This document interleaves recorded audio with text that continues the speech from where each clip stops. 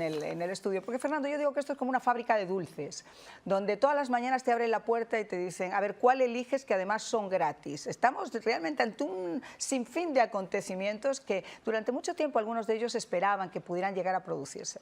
Sí, estamos en un país como en un terremoto, diría yo, de acontecimientos que pasan. Yo compararía estos inicios, Trump apenas lleva 15 días ahí en la presidencia. Yo lo compararía con la presidencia, el inicio igual de la presidencia de Franklin Delano Roosevelt, pero en el lado opuesto, ¿no? Las medidas de Roosevelt fueron al final desastrosas para los Estados Unidos. Lamentablemente millones de personas que creen lo contrario.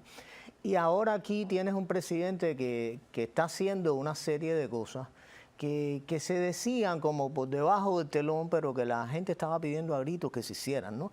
Y esta cosa de que ahora se puede hablar lo que antes no se podía.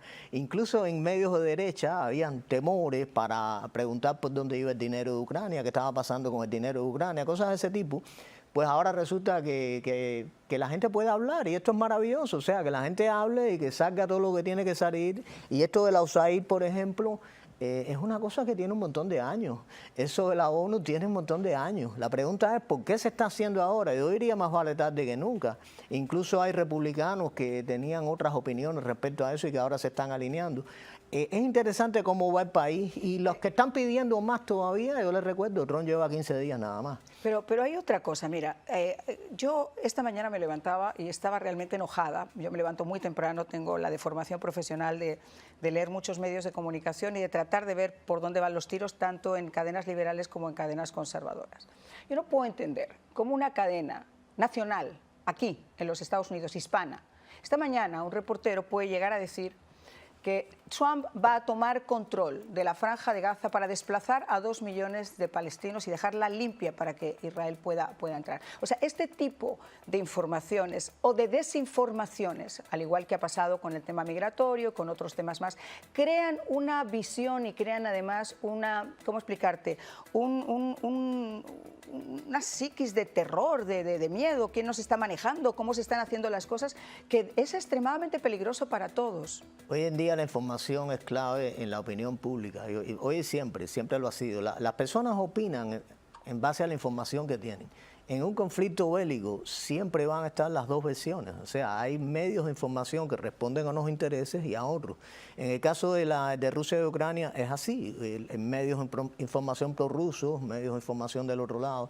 Yo creo que le toca a las personas con un poco de sentido común ver cuál es la realidad, sentarse ahí y analizar y no casarse con una información. Puedes verlo todo, pero realmente usa el sentido común para ver cuándo te mienten y cuándo no. O sea, ahí yo creo que eso es lo clave, pero las personas van a opinar en base a la información y muchas veces, lamentablemente, tienen la información incorrecta, en base a eso van las opiniones. Por eso hay que invitarlos a que la gente realmente compare, que la gente se informe, que busque diferentes fuentes de información y que lo que se dice pueda estar documentado. Si yo llego aquí ahora mismo a este espacio y le comento a nuestros amigos que hay decenas, centenares de denuncias de inconsistencias dentro de la ONU, es más que obvio que tengo los datos para poder decirlo, que tardaría un programa completo en poder ponerlos uno tras otro en esas pantallas. Sí, pero mira, la ONU desde que surgió es una organización, date cuenta, todos los primeros secretarios generales de la ONU eran socialistas. Cuando tú miras el récord, las votaciones en las Naciones Unidas, casi siempre se votaba en contra de los intereses de los Estados Unidos y la inmensa mayoría de los países recibían ayuda de los Estados Unidos. O sea, totalmente inconsecuente eso, y eso ha pasado. Incluso hubo un nazi que fue secretario general de la organización, como Kurt Waldheim. O sea, son inconsistencias que tiene y es hora de que alguien llegue y mande a parar. Vamos a hablar un poquito más adelante de todo esto que está pasando con la ONU. Vamos a escuchar qué fue lo que dijo el presidente exactamente cuando firmó esa orden ejecutiva. So I've always felt that the UN has tremendous potential. It's not living up to that potential right now. It really isn't, hasn't for a long time. It has, there are great hopes for it, but it's not being well run, to be honest. This is so important that we're really, as you know, the United Nations is largely funded by us, but, and it shouldn't be. It should be funded by everybody, but we're disproportionate, as we always seem to be. Bueno, yo quisiera ahora la opinión de Sami Eppel, analista internacional, investigador en el Instituto para el Estudio de Políticas y Antisemitismo Global, porque ha sido muy específico el presidente también con el tema de UNRWA, de no seguir dando fondos para la UNRWA. ¿Qué opinión le merece después de lo que yo también estaba destacando, señor Eppel, de casos flagrantes con evidencias sonadas de que esta organización, prácticamente un gran % de sus componentes pertenecían al grupo terrorista Hamas? Ciertamente, la verdad que parece como una novela de mentira prácticamente lo que estamos viendo. Fernando lo explicó bien, en el que estamos en una situación donde la comunicación no parece tener efecto en la realidad. O sea, estamos hablando prácticamente de que la gente está creyendo o se está haciendo creer una realidad alterna, donde la verdadera realidad que la estamos viendo, que es lo que ocurre con la UNRWA, por ejemplo, ¿de qué se alimenta la UNRWA? ¿De qué se alimenta las Naciones Unidas? Se alimentan, por ejemplo, de los Estados Unidos. ¿Y qué recibe los Estados Unidos a cambio? Prácticamente nada. Es más, lo opuesto. En el caso particular de UNRWA, bueno, vemos lo que pasó. En el año 2005, Israel se retiró unilateralmente de Gaza y llegó nada más y nada menos que Mahmoud Abbas, que hoy... y entonces Mahmoud Abbas dijo, vamos a convertir a Gaza en el Singapur del Medio Oriente. Entonces, ¿y qué pasó? Llovieron los proyectos, llovieron los puertos de aguas profundas, aeropuertos internacionales, turismo, centros de tecnología, universidades, hospitales. O sea, iba a ser un emporio fantástico, iba a ser Gaza. ¿Y qué pasó? Ahí lo estamos viendo. Entonces, esta es la hipocresía del mundo. Esto es lo que yo llamo la realidad alterna de lo que se pretende, por un lado, hacer algo. Y yo estoy de acuerdo con Fernando y contigo también en que, y con el mismo presidente, en que las Naciones Unidas son necesarias, pero son necesarias para el propósito en que fueron creadas, no para lo que está ocurriendo. Vamos a escuchar qué fue lo que dijo el presidente con otro de los temas que ha levantado ampollas en algunos sectores. Quienes entendemos la forma y estudiamos la forma en la que se dijo ese mensaje, quizá no tanto. Ustedes saquen su conclusión después de escuchar al presidente Trump. The only reason the Palestinians want to go back to Gaza is they have no alternative. The U.S. will take over the Gaza Strip, and we will do a job with it, too. We'll own it and be responsible for dismantling all of the dangerous unexploded bombs and other weapons on the site, level the site and get rid of the destroyed buildings, level it out, create an economic development that will supply unlimited numbers of jobs and housing for the people of the area. Do a real job, do something different. Just can't go back. If you go back, it's going to end up the same way it has for 100 years.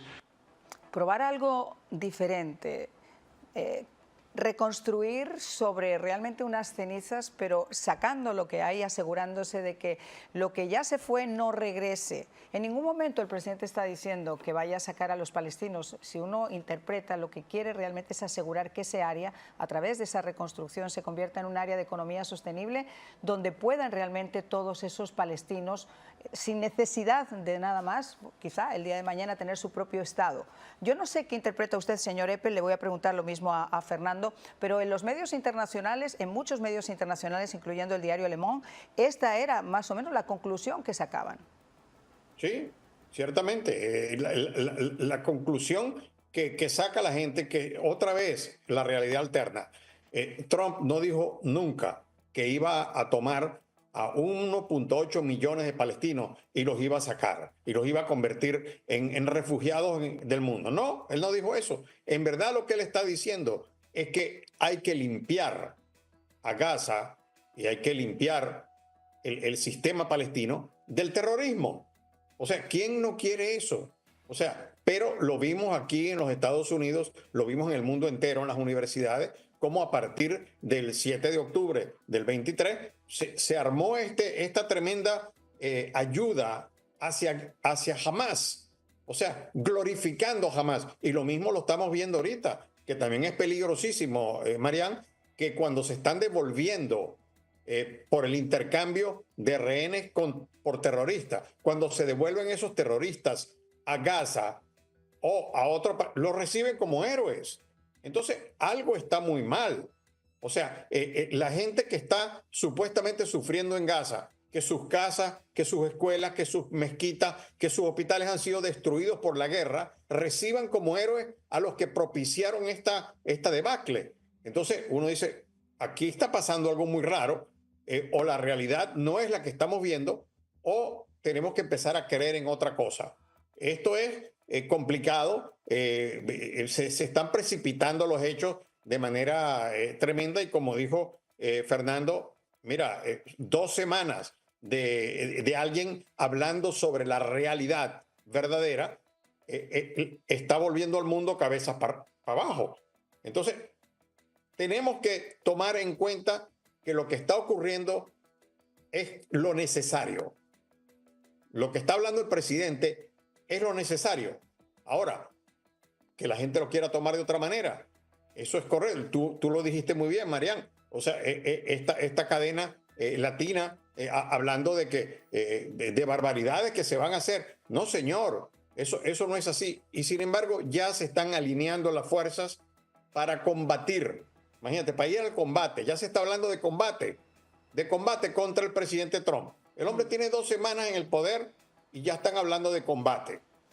Esto no es correcto. Totalmente. Pero bueno, yo le voy a hacer la misma pregunta a nuestro queridísimo Fernando, pero en solo unos instantes cuando regresemos de esta pausa. Y vamos a seguir ahondando en esa amenaza que ha hecho el presidente Trump. Si ustedes logran asesinarme, créanme, he dado órdenes específicas a mi gabinete para borrar Irán del planeta.